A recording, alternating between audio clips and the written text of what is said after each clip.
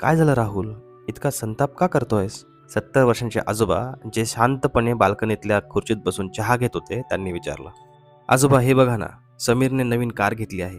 कालपर्यंत तो माझ्या केबिनमध्ये येऊन साध्या कामांसाठी सल्ला घ्यायचा, माझ्या जुन्या दुचाकीवर मागे बसायचा, आणि आज बघा तो जगाला सक्सेस आणि लेगसीचे धडे देतोय. लोक त्याला इन्स्पिरेशन म्हणतायत आणि मी अजूनही त्याच 5 वर्षाच्या जुन्या मध्यमवर्गीय गाडीत फिरतोय. लोक माझ्याकडे बघून हसतील आजोबा. मला ना खूप कमीपणा वाटतोय. मी ठरवलंय, उद्याच मी सुद्धा एक मोठी गाडी बुक करतोय. माझ्याकडे तेवढी रोख रक्कम नाहीये, पण बँका पर्सनल लोन देण्यासाठी उभ्या आहेत. मी हे जग आणि समीरला दाखवून देईन की राहुल पाटील सुद्धा मागे नाही. आजोबांनी शांतपणे चहाचा कप खाली ठेवला. त्यांच्या डोळ्यात रागापेक्षा जास्त काळजी होती. त्यांनी चष्मा काढला आणि राहुलच्या डोळ्यात डोळे घालून पाहिले. राहुल, तुला माहीत आहे का, जगातील सर्वात महागडी वस्तू कोणती आहे? ती मानकं नाहीत, ती हिरेही नाहीत, तर ती आहे मानसिक शांतता. आणि जगातला सर्वात मोठा तुरुंग कोणता आहे माहिती आहे? लोक काय म्हणतील हा. याची भिंत दिसत नाही, पण ती माणसाला आतून पोखरून टाकते. तुला वाटतंय तू समीरच्या बरोबरीचा होशील, पण तू कदाचित एका अशा दलदलीत पाऊल टाकतोयस जिथून बाहेर येणं कोणालाही जमलं नाही. मी तुला एका अशा माणसाची गोष्ट सांगतो जो तुझ्यासारखाच विचार करायचा. त्याला सत्य माहीत होतं, त्याला स्वतःची गरजही माहीत होती, पण तरीही त्याने हव्यास निवडला, फक्त जगाला दाखवण्यासाठी. आणि सर्वात भयानक गोष्ट कोणती माहिती आहे? त्याला माहीत होतं की तो जे करतोय ते चुकीचं आहे, तरीही त्याने ते केलं. हे एक असं अक्षम्य पाप होतं ज्याची किंमत त्याने स्वतःच्या रक्ताने चुकवली.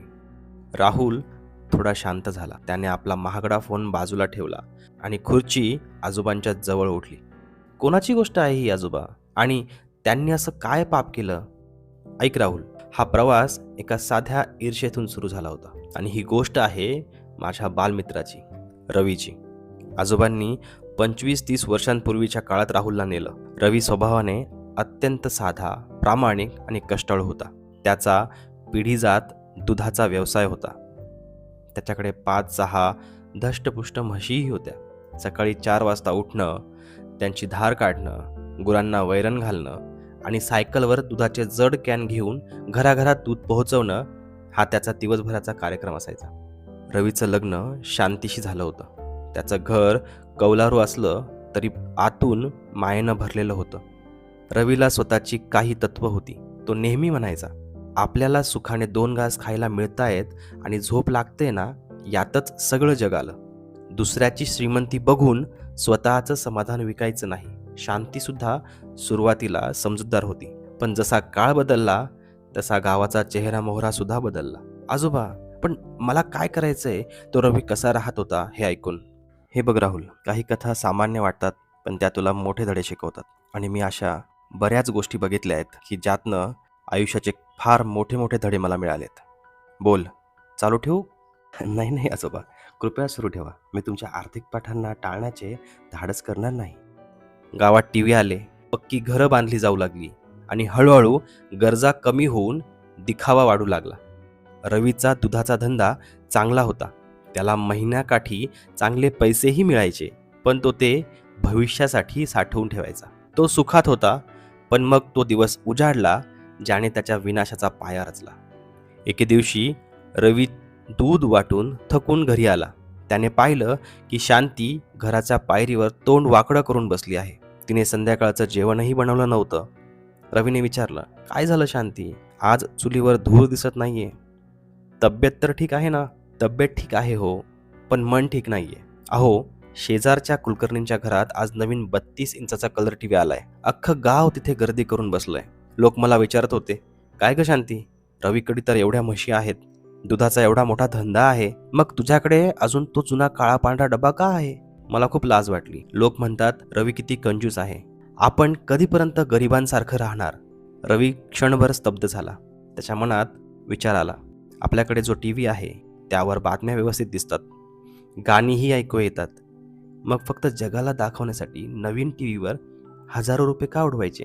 रवीला त्या क्षणी पूर्ण जाणीव होती की नवीन टीव्ही ही त्याची गरज नाहीये, पण शांतीचा हट्ट आणि लोक आपल्याला गरीब समजतील या अवास्तव भीतीपोटी त्याने स्वतःच्या तत्वाला मुरड घातली. ठीक आहे शांती, रडू नकोस. आपण उद्याच शहरात जाऊन नवीन टी व्ही घेऊन येऊ, रवीने हरलेल्या स्वरात म्हटले.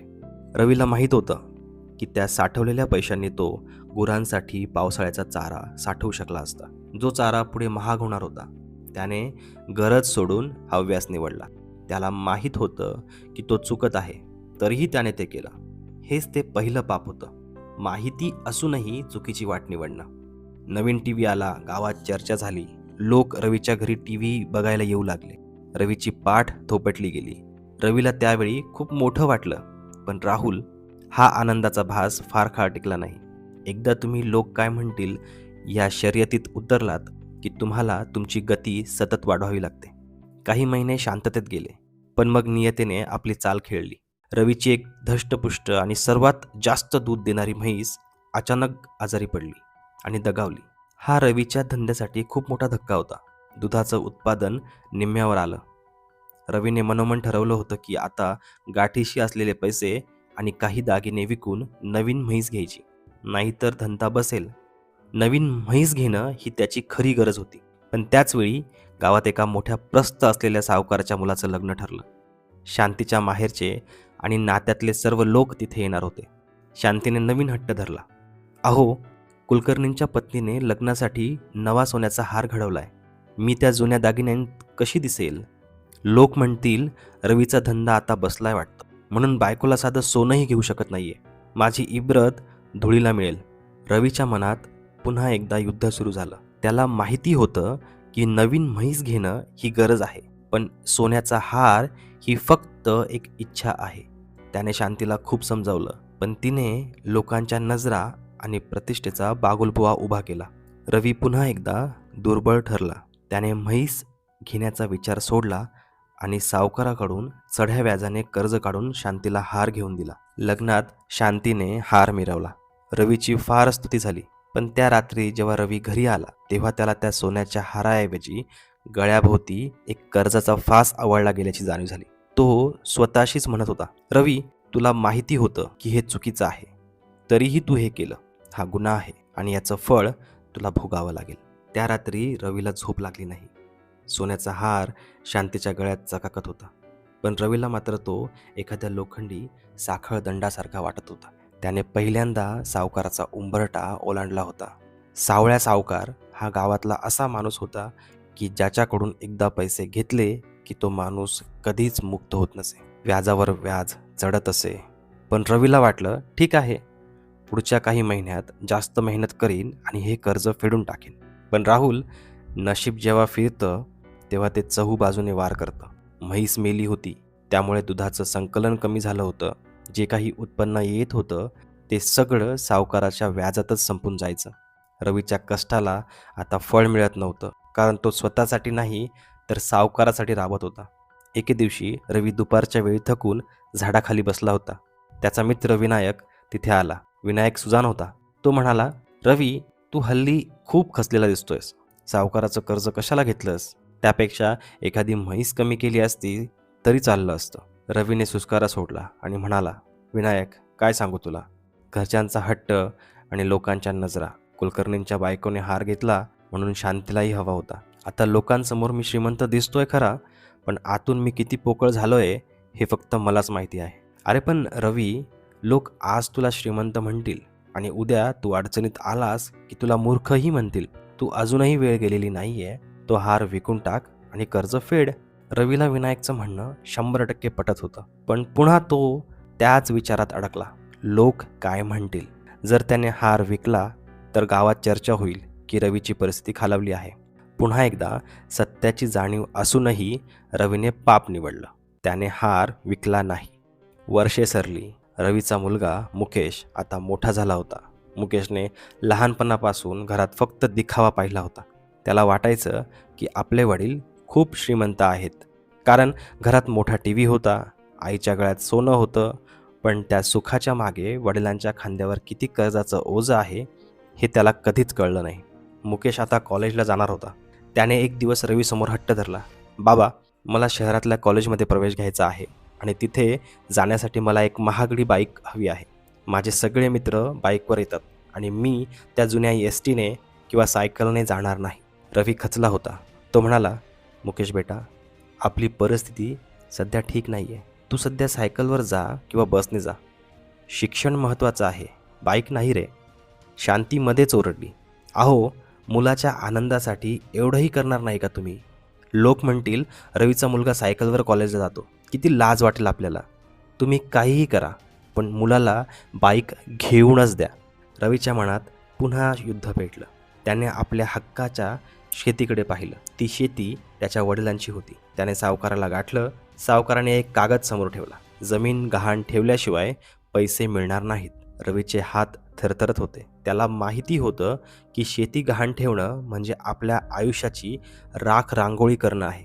शेती ही गरज होती आणि बाईक ही फक्त इच्छा होती.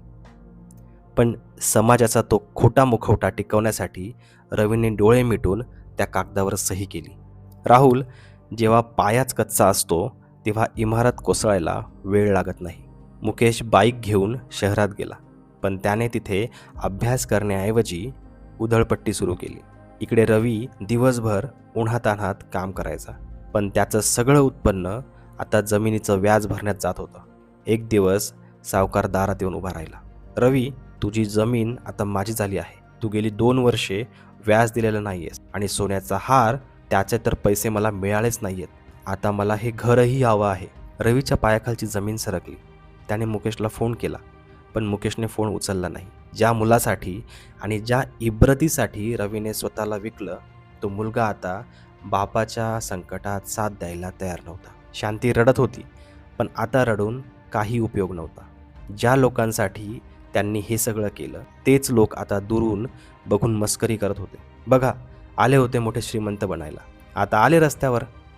एकाच रात्री रवी आणि शांतीला त्या घरातून बाहेर काढण्यात आलं. ज्या भिंतीवर रवीने चैनीच्या वस्तू सजवल्या होत्या, त्याच भिंती आता त्याला अनोळखी वाटत होत्या. तो आपल्या सायकलवर उरलेलं सुरलेलं सामान लादून गावाच्या बाहेर एका पडक्या मंदिरात आश्रयाला गेला. मंदिराच्या पायरीवर बसलेला रवी आता पूर्णपणे खचला होता. तो म्हातारा झाला होता. त्याचे हात पाय थरथरत होते. त्याने शांतीकडे पाहिलं, जी आता आजारपणामुळे गलित गात्र झाली होती. तिच्या गळ्यात तो सोन्याचा हारही नव्हता.